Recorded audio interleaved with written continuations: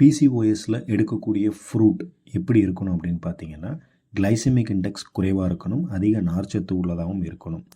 55க்கு குறைவாக உள்ள glycaemic index பார்த்திங்கன்னா ரொம்ப லோ கிளைசெமிக் இண்டெக்ஸ்னு சொல்லுவோம். இது பிசிஓஎஸ்க்கு ரொம்பவே நல்லது.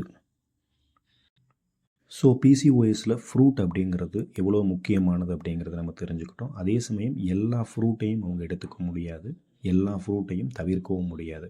எந்த மாதிரியான ஃப்ரூட்ஸ் எடுத்துக்கலாம் அப்படிங்கிறது தான் இந்த வீடியோவில் நம்ம முழுமையாக பார்க்க போகிறோம். ஸ்கிப் பண்ணாமல் பாருங்கள், ரொம்ப யூஸ்ஃபுல்லாக இருக்கும். First fruit apple. ஆப்பிளில் 44 தான் கிளைசெமிக் இண்டெக்ஸ் இருக்குது. அதே சமயம் சாலிபிள் ஃபைபர் இருக்குது.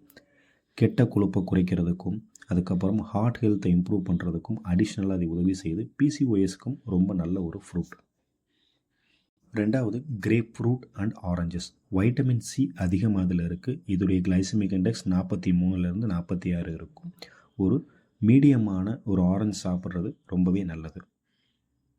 மூணாவது பேரிக்காய். இதில் 33% ஜிஏ இண்டெக்ஸ் இருக்குது. இதுலேயும் நிறைய வைட்டமின் மினரல் இருக்குது. கொழுப்பை கரைக்கக்கூடிய பண்புகளும் இதில் அதிகமாக இருக்குது. அடுத்து பெரிஸ் குடும்பத்தை சார்ந்த பழங்கள், அதாவது நம்ம ஊர் நெல்லிக்காய், திராட்சை, ஸ்ட்ராபெரி, ப்ளூபெரி, ராஸ்பெரி, இது எல்லா ஃப்ரூட்லேயுமே பார்த்திங்கன்னா ரொம்ப குறைவான ஜிஏ தான் இருக்குது. அதே சமயம் இதில் நிறைய ஆன்டி ஆக்சிடென்ட் இருக்குது. ஸோ ஹார்ட் ஹெல்த்துக்கும் ரொம்ப நல்லது, இன்ஃப்ளமேஷனையும் நல்லா குறைக்கக்கூடியது. இதை நீங்கள் போதுமான அளவுக்கு குறைவாக எடுத்துக்கிறது ரொம்பவே நல்லது. அடுத்து மாதுளம்பழம். மாதுளம்பழத்துலேயும் பார்த்திங்கன்னா ரொம்ப குறைவான ஜிஏ தான் இருக்குது. இதையும் நீங்கள் ஒரு மீடியம் ஃப்ரூட்டாக எடுத்துக்கிறது ரொம்ப நல்லது. கடைசியாக பப்பாளி.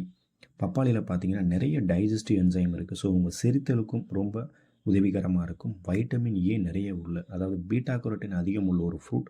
இதில் ஒரு 1 போர்ஷன், அதாவது ஒரு சின்ன சைஸில் நீங்கள் எடுத்துக்கிறது ரொம்பவே நல்லது. ஸோ ஃபைனலாக நம்ம தெரிஞ்சுக்கக்கூடிய விஷயம் என்னென்னா, பிசிஓஎஸ் இருக்கவங்களுக்கு பார்த்திங்கன்னா இன்சுலின் ரெசிஸ்டன்ட் இருக்கும். இதனால் டைப் 2 டயபெட்டிஸ் வர்றதுக்கான வாய்ப்பு ரொம்பவே அதிகமாக இருக்கும். ஸோ இவங்க லோ கார்ப் டயட் எடுத்துக்கணும். அது பிசிஓஎஸ்க்கு ரொம்பவே நல்லது. ஹார்மோனை மேனேஜ் பண்ணி இன்சுலின் லெவலையும் ஒரு கண்ட்ரோலில் வச்சுருக்கும். ஸோ நீங்கள் ஒரு ஃப்ரூட் எடுத்துக்கிறீங்க அப்படின்னா ஒரு மீடியம் சைஸாக இங்கே சொல்லப்பட்ட உணவுகளை சூஸ் பண்ணி எடுத்துக்கிறீங்க அப்படின்னா உங்கள் பிசிஓஎஸில் நல்ல ஒரு பெனிஃபிட் உங்களுக்கு கிடைக்கும். அதற்கான சிம்டம்ஸையும் நீங்கள் குறைக்க முடியும், வெயிட் லாஸும் பண்ண முடியும். இந்த வீடியோ உங்களுக்கு பிடிச்சிருந்தால் லைக் பண்ணுங்கள், ஷேர் பண்ணுங்கள், சப்ஸ்கிரைப் பண்ணுங்கள். தேங்க்யூ.